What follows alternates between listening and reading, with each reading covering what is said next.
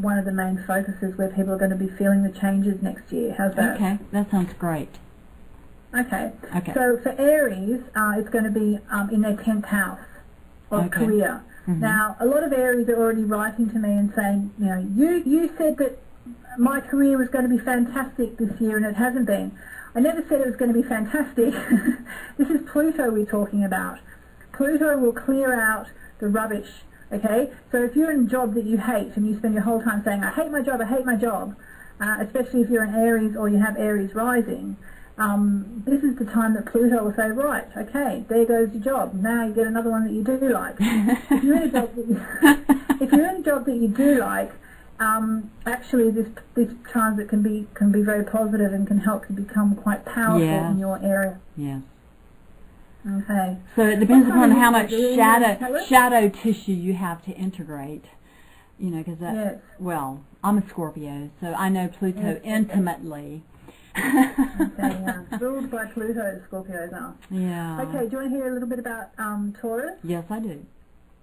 And so does everybody who's listening. We have lots of listeners from all over the world. If you're a Taurus or Taurus rising, Pluto is moving into your 9th house, which is the house of travel and study. So travel and study could be somehow life-changing for you, especially this year and in 2009. If you have a chance to study or travel and you feel like it's going to be something that could have a profound effect on you, you're probably right.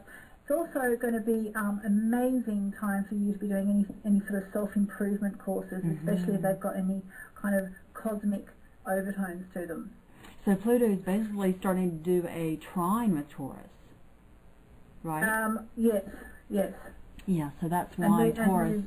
which is you know, means that Taurians are basically being supported by what's happening with Pluto. Yes. As is that Virgo moon, or the Virgo, that's had some restriction people have felt, I'm sure, with Saturn being in Virgo. But okay, well, I interrupted. So Gemini, you want to tell us about Gemini? Yep, Gemini. It's Pluto's moving into the 8th house, which is all about sex and money. So basically that's the areas of transformation on the solar chart for Geminis. If you want to have better sex, this is the time to go off and do that tantric sex course, because I'm telling you, you can make the first move, baby. All right, and so then that's for Geminis and Gemini risings and anyone else who just feels like it. Yeah, especially if you have these strong these signs strong in other places like your Mercury or Mars or you'll be feeling this. So then Cancer, you're a Cancer. So I'm Cancerian, and I've got Pluto about to go into my solar love zone. Basically, there are two ways this can play out with Pluto. There's always the yin and the yang, the light and the dark. The negative way, which thank God I feel quite protected from, one of the worst things that a Cancerian could do right now is get involved with someone who's manipulative or controlling or bullying, because Pluto can represent that, and in your 7th house it can represent someone, and opposite your sun, it can represent someone who tries to control you or manipulate you, which obviously nobody wants, nobody likes, and nobody needs. On the positive side, Pluto is a transformational planet, and in your opposite sign, in your 7th house of romance, seriously can show you about the transformational power of love. So that's what Cancerians need to be going for right now. And again, working with the... I think we could all go with that, transformational power of love. That sounds like... Yeah, but always bearing in mind that with Pluto, you have to go for the win-win situation. You can't try and get one over someone else, or be with someone who's trying to get one over you. You have to go for something that's a very altruistic win-win thing, and that's especially for your love life. And one of the things I've been hearing, so many people speak about this realization that we're all in this together. Yes. I think that's an important realization for people to be having at this time. Yes. So you say that because I went to a private concert by an Australian singer called Ben Lee, who's pretty well known in Australia and is sort of making a few inroads in the States. And one of his most well-known songs is called We're All in This Together, and he ends up by getting the whole audience to sing we're all in this together. And, you know, it's a really lovely moment that you've got, like, all these people suddenly saying we're all in this together. Wow, what a nice vibe to be putting out into the world. Yeah, he's a great guy. Yeah. I know him from my travels in India.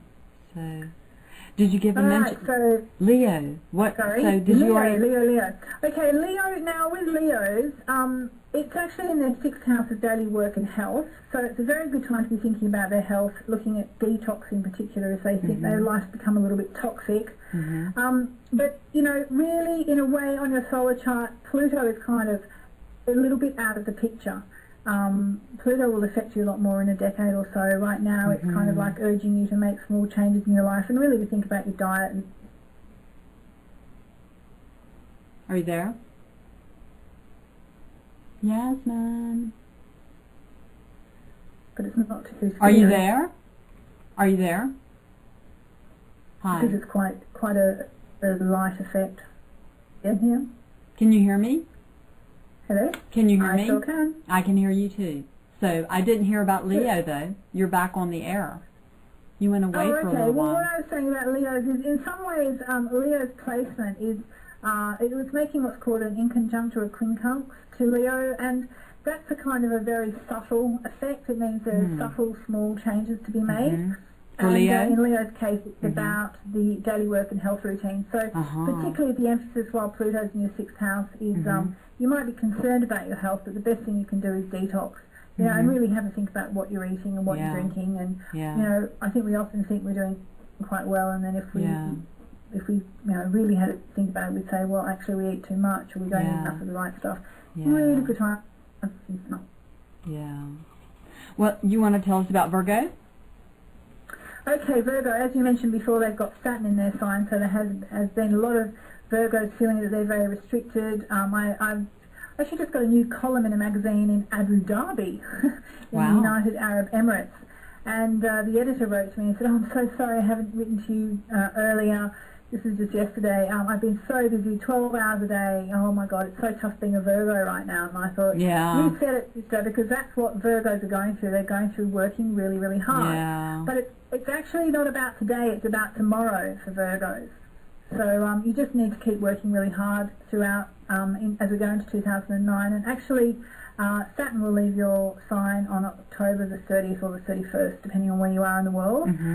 Pluto is energizing their 5th house, which is all about kids, creativity and romance. So if you're a Virgo and you're wanting to have children, or you're wanting to make a creative project, get it up and running, or you're wanting to bring some kind of fire and passion to your romantic life, Pluto will help you do that, and it's probably already started to help you do that.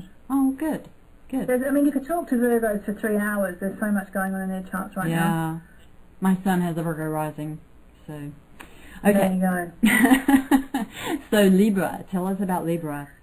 Libra, again, it's not such a hot spot for them. I mean, it is actually making what we call a square, but it's a separating square. It's affecting their home life and their family life. So basically, if you're a Libran and your house is really cluttered, this is a really good time to declutter your house. And, you know, I'm sure most people know by now that energy moves throughout the house, and if there's too much clutter, then the energy doesn't move.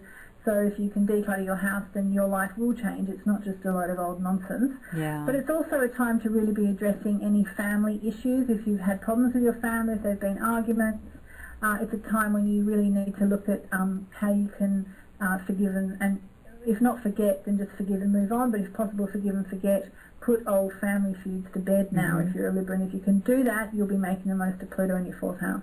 Oh, wonderful. So what about Scorpio?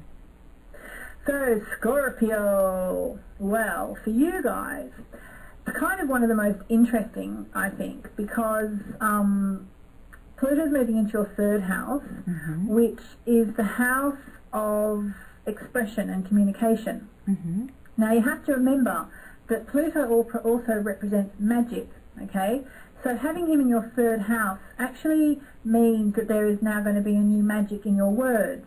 Now you might think, oh great, fantastic, I'll just go and say, you know, I want a new